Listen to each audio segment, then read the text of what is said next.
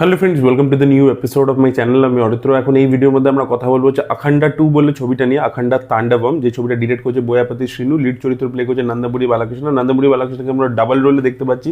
এর সাথে বজরঙ্গি ভাইজান হর্ষালি রয়েছে, সংযুক্তা মেনন রয়েছে, আর আদি পেনি শেট্টি রয়েছে, সে ভিলেনের চরিত্র করছে। তো এই আর কি স্টারকাস্ট। তো কীরকম হলো এই ছবিটা দেখুন। আপনারা যদি আমার কিছু বছর আগে অব্দি এই তেলেগু ওভার দ্য টপ ছবির যদি রিভিউ দেখে থাকেন, আমি নেগেটিভ রিভিউ দিয়েছি, আমি রোস্ট করেছি, খিল্লি করেছি, তখন আমি এই ইডিয়ামটা বুঝতাম না। পরবর্তীকালে আমি যখন তেলেগু সিনেমা নিয়ে তো রেগুলার বেসিসে দেখতে থাকি, করতে পারি, জানতে থাকি, পড়তে থাকি, তো আমি বুঝতে পারলাম যে বোয়াপাতি শ্রীনু সিনেমা এনজয় করবার, মানে ওটা পার্টিকুলারলি তেলেগু অডিয়েন্সকে মাথায় রেখেই বানানো স্পেসিফিক্যালি। এবং সিনেমাকে না দুভাবে ইভ্যালুয়েশন করা যেতে পারে। একটা হচ্ছে আপনি ওয়াচিং এক্সপিরিয়েন্সটা কিরকম, আর একটা হচ্ছে সিনেমার গুণগত মান, মানে সিনেম্যাটিক ভ্যালুটা কত। তো সিনেম্যাটিক ভ্যালুতে এই সিনেমাগুলোকে অ্যাকচুয়ালি অ্যাসেসমেন্ট করাই উচিত না, কারণ এগুলো পুরোটাই এক্সপিরিয়েন্সের জন্য বানানো, যে হলে গিয়ে আপনি কীরকম একটা এক্সপিরিয়েন্স পাচ্ছেন, তো সেই জন্য বানানো। এবার এই এক্সপিরিয়েন্সটা যদি আপনি পেতে চান, মজা পেতে চান সেটা, তাহলে আপনাকে পুরো লজিক্যাল ব্রেনটাকে বাইরে ফেলে আসতে হবে। যখন থেকে দেখবেন এই বোয়াপাতির একটা সিগনেচার আছে যে সিনেমা স্টার্টিংয়ে ওকে দেখায় নিজেকে, ঠিক আছে, ও বলে বাবু রেডি বাবু বলে অ্যাকশন বলে আর কি, ক্যামেরার সামনে দাঁড়িয়ে রোল সাউন্ড ক্যামেরা অ্যাকশন।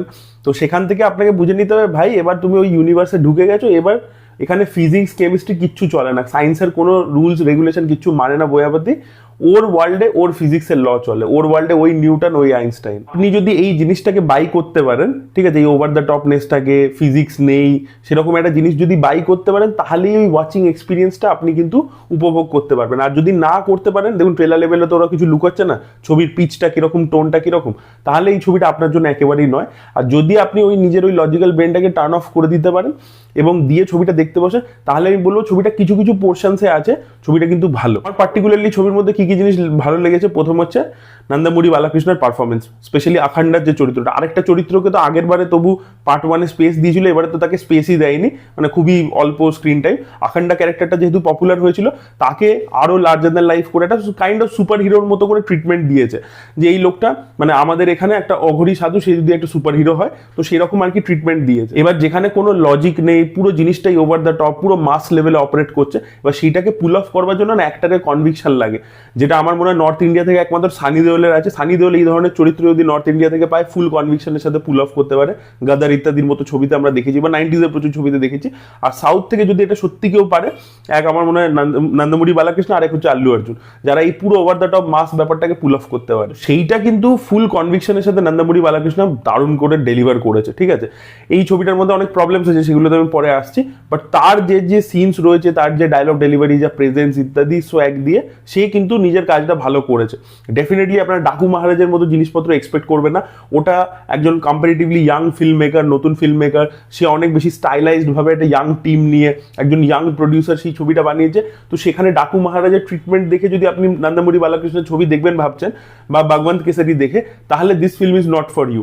এখানে একটা ওল্ড স্কুল 80s 90s-এর মতো ট্রিটমেন্ট আমরা দেখতে পাচ্ছি, এবং সেই জোনটার মধ্যে নন্দমুরি বালাকৃষ্ণ ভালো পারফর্ম করেছে। আর সেকেন্ড যার কথা বলবো সেটা হচ্ছে থামান। থামান কিন্তু এই সিনেমাতে বিজিএম এর কাজ খুব ভালো করেছে, ঠিক আছে। যেহেতু এখানে সনাতন ধর্মকে আর কি বেশি করে মানে হাইলাইট করা হয়েছে ছবির মধ্যে, তো সেখানে কিন্তু তার মিউজিকের কাজ কিন্তু ভালো ছিল। যে যে ধরনের ইনস্ট্রুমেন্ট ব্যবহার করেছে, থামানের মিউজিক মানে একটু লাউড হবে সেটা বুঝতেই পারছেন, বাট যে মোমেন্টসে যেগুলোকে মানে ডিজাইন করেছে, মানে যেরকম সিকোয়েন্স ছিল সেটাকে যথেষ্ট এলিভেট করেছে আর কি, স্পেশালি অ্যাকশন সিন ইত্যাদি মাস মোমেন্টসগুলোকে যথেষ্ট মিউজিকটা এলিভেট করতে পেরেছে। তো সেইটা আমার তার কাজ খুব ভালো লেগেছে। একটা আমি জিনিসের কথা বলবো, যেটা আমার পার্ট 1-এর ক্ষেত্রে খুব জেনারিক লেগেছিল, এইবারে কিন্তু অ্যাকশনটাকে ওরা নেক্সট লেভেলে সত্যি নিয়ে গেছে। মানে ইন্টারভেল সিকোয়েন্সটা কিন্তু খুব ভালো।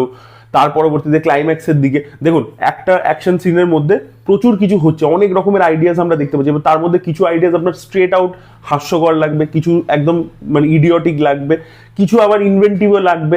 তো একটা ছবির মানে একটা সিনের মধ্যে, একটা অ্যাকশন সিনের মধ্যে অনেক কিছু করছে ওরা, ঠিক আছে। কোনোটা ভিজুয়ালি একটু ভালো লাগবে, তো সেরকম আছে। কিন্তু অ্যাকশনটা যেভাবে মিউজিক ইত্যাদি দিয়ে ডিজাইন করা হয়েছে, সেটা কিন্তু একটা সার্টেন কাইন্ড অফ হাই হলের মধ্যে দিতে পারে। তো সেই সিকোয়েন্সেসগুলো সেকেন্ড হাফেও কিছু মোমেন্টস আছে, সেইগুলো কিন্তু ভালো ওয়ার্ক করেছে। সিনেম্যাটিক মানে আমি বললাম যে সিনেম্যাটিক এক্সপিরিয়েন্স হিসাবে সেটা ভালো ওয়ার্ক করেছে। এখানে নৃসিংহদেবকে দিয়ে শুরু করা হয়েছে, তারপরে মহাদেব, তারপরে হনুমান, সবাইকে নিয়ে আসা হয়েছে। জিনিসটাকে মানে প্রচন্ড বেশি মানে টু মাচ করে দেওয়া হয়েছে। সনাতন হিন্দু ধর্মকে যেহেতু হাইলাইট করা হচ্ছে, এবং এখন ওটা হাওয়াও রয়েছে, আপনারা বুঝতেই পারছেন, তো সেই জন্য বেশি বেশি করে ব্যবহার করেছে। তেলেগু ফিল্ম মেকার্সরা অনেকদিন ধরেই করে আসে, আমাদের এই বোয়াপাতি শ্রীনু নিজের ছবিতে অনেকদিন ধরেই করছে, বাট এখানে যেন একটু বেশিই করে ফেলেছে আর কি, বাট কিছু কিছু বিটস অ্যান্ড পিসেসে সেইগুলোর যে রেফারেন্স টেনে যা যা করা হয়েছে সেগুলো কিন্তু একটা লেভেল অব্দি ওয়ার্ক করে। এবার যদি ছবির খারাপ দিকে আসি, ছবির মধ্যে খারাপ জিনিস ভরে ভরে রয়েছে। সব থেকে প্রথম কথা, ভিএফএক্স প্রচন্ড ট্যাকি, ঠিক আছে। সেট ডিজাইনে কোনো মা বাবা নেই, মানে ডিআরডিওর ল্যাব দেখাচ্ছে, বাট সেটার যে সেট ডিজাইনটা, আর্ট ডিরেকশনটা আপনার দেখে মনে হবে কোনো কোচিং ইনস্টিটিউট আর কি। তো সেই সব জিনিসপত্র দেখাচ্ছে। তারপরে যে অ্যাক্টার্সদের পারফরমেন্স, সেগুলো প্রচন্ড এক্সাজারেটেড, ওভার দ্য টপ, সেই কনভিকশনের সাথে বাকিরা পুল অফ করতে পারেনি, তো তাদের কাজ খুব একটা ভালো নয়। আর কি না, এই ধরনের ছবিতে যখন আখান্ডাকে পুরো সুপার হিরোর মতো দেখাচ্ছে, তখন একটা সুপার ভিলেনের দরকার ছিল। এবার আদি পিনিশিটির ক্যারেক্টারটা অন পেপার ভালো, ইন্টারেস্টিং, কিন্তু ব্যাপার হচ্ছে তাকে প্রেজেন্ট করতে পারেনি সেইভাবে। তো ভিলেন আর কি টপ করে দিতে পারছে না হিরোকে, তো উইক ভিলেন হয়েছে। প্লাস ছবিটা রাইটিং ফাইটিং সব জঘন্য, ঠিক আছে, মানে ইমোশন ওয়ার্ক করছে না সেইভাবে, কনভিনিয়েন্টলি জিনিসপত্র চলছে নিজের ইচ্ছা মতো। তো সেই সব জিনিসপত্র মানে স্ক্রিন প্লের মধ্যে কোনো কোহেরেন্স পাবেন না আর কি, ঠিক আছে, মানে গ্লু নেই, এক দুটো সিনের মধ্যে কোনো কানেকশন ইত্যাদি, সেগুলো ভালো না। আপনাদেরকে যে প্রথমেই বলছিলাম যে নন্দমুরি বালাকৃষ্ণের যে আরেকটা ক্যারেক্টার আছে, যে ওই এমএলএ ক্যারেক্টারটা, তো তাকে বেশি মানে তার স্ক্রিন টাইমই নেই। সংযুক্তা মেননের ক্যারেক্টারটা ভালো করে ফ্লেশড আউট নয়। ছবিটা প্রচন্ড বেশি প্রিচি হয়ে গেছে।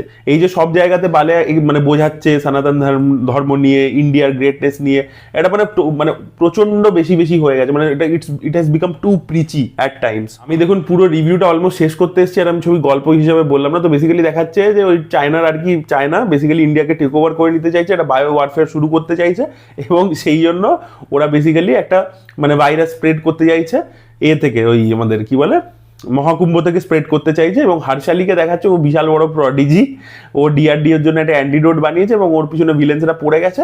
এবার আখান্ডা যেরকম ফার্স্ট পার্টে বলেছিল, হর্ষালি হচ্ছে ওই আরেকজন নন্দমুরি বালাকৃষ্ণের মেয়ে আর কি, যেটাকে ফার্স্ট পার্টে দেখিয়েছিল। তো ও বলেছিল না, ও তো ওর বেসিক্যালি জ্যাঠা হয়, যে আমি ফিরে আসবো যখন কোনো বিপদে পড়বে, এবং সেইটাই আর কি হয় আর কি। তো এই টাইপেরই গল্প। তো এই ছবিটা বেসিক্যালি হচ্ছে বয়াপ্রতি সিনুর ভার্সন অফ উড়ি, ঠিক আছে, মানে হ্যাঁ সিরিয়াসলি, মানে এখানে সার্জিক্যাল স্ট্রাইক, ইন্ডিয়া মানে মানে আর্মির দরকার নেই, মানে আখান্ডা নিজেই প্রোটেক্ট করে দেবে, অঘরী সাধু সেরকম একটা কনসেপ্ট দেখাচ্ছে, যে অঘরী সাধুদেরকে তো সামুরাইয়ের মতো করে মানে ভাবা হয়, ইন্ডিয়ার সামুরাই, তো তারাই আর কি প্রোটেক্ট করে দেবে। তো সেই সব জিনিসপত্র আমরা দেখতে পাচ্ছি। তো সেইগুলো মানে অনেক জিনিস আপনার দেখে মানে হাসি পাবে আর কি, ঠিক আছে, মানে পুরো জিনিসটাই একটা কার্টুনের মতো করে ট্রিট করা হয়েছে যা জিনিসপত্র হচ্ছে। এটা ওই আমি জানতাম না শাশ্বত চ্যাটার্জি ওই ছবির মধ্যে রয়েছে, তাকে আপনারা দেখবেন, ঠিক আছে।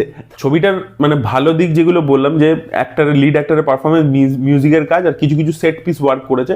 বাট ছবিটার প্রবলেমটা হচ্ছে কি, ছবিটা যদি এরকম একটা জোনের মধ্যে অপারেট করতে চাইছে, যেটা পুরোটাই একটা ফ্যান্টাসি, হাই ফ্যান্টাসি অ্যাকশন এরকম সব জোন, তো তাহলে না ছবিটাকে নিজেকে একটু লেস সিরিয়াসলি নিতে হতো। ছবিটা নিজেকে আবার সিরিয়াসলিও নিতে যায়, মানে নিজের গল্পটাকে সিরিয়াসলি, ড্রামাটিকে, তো সেখানে ড্রামা, ইমোশন সেগুলো কোনোটাই কিন্তু ওয়ার্ক করেনি আর কি। তো সেই কারণের জন্য, বা আমি যেটা বললাম যে কোহারেন্টলি ব্যাপারটা এগোচ্ছে না স্ক্রিন প্লের মধ্যে, মানে ওভার দ্য টপ জিনিসপত্র করুন, রাজামৌলিও করে, বাট সেখানে একটা কোহারেন্স থাকে গল্পটা বলার মধ্যে, সেইটা এখানে একেবারে নেই। আমি যেটা আগেও বললাম সেটাই আবার রিপিট করছি, যে সিনেম্যাটিক ভ্যালু হিসাবে এই ছবিটা কিন্তু জিরো। সেটাতে অ্যাসেসমেন্ট করলে এটাকে মানে অ্যাসেসমেন্ট করাই উচিত না অ্যাকচুয়ালি। মানে আপনি এক্সপিরিয়েন্স ওয়াইজ যদি দেখতে যান, নন্দমুরি বালাকৃষ্ণের পারফরমেন্স, থামানের বিজিএম, আর কিছু কিছু সেট পিস পার্টিকুলারলি, যেটা ওই মানে ইললজিক্যাল অ্যাকশনের মধ্যেও একটা যে ক্রাফট আছে, সেটার মধ্যেও কিছু ভিজুয়াল ইমেজারি ইত্যাদি, বা কিছু মোমেন্টস, কিছু ইনভেন্টিভনেস কিন্তু সেটার মধ্যে পাবেন, এবং সেইটা কিছু কিছু আপনাকে হাই দেবে আর কি হলের মধ্যে। তো এই কারণে আপনারা দেখতে পারেন, প্রথমেই যেটা বললাম যে প্রি কারসার হচ্ছে, প্রি রিকুইজিট হচ্ছে, লজিক্যাল ব্রেনটাকে অফ করে দিতে হবে। So that was it guys, thank you so much, bye by.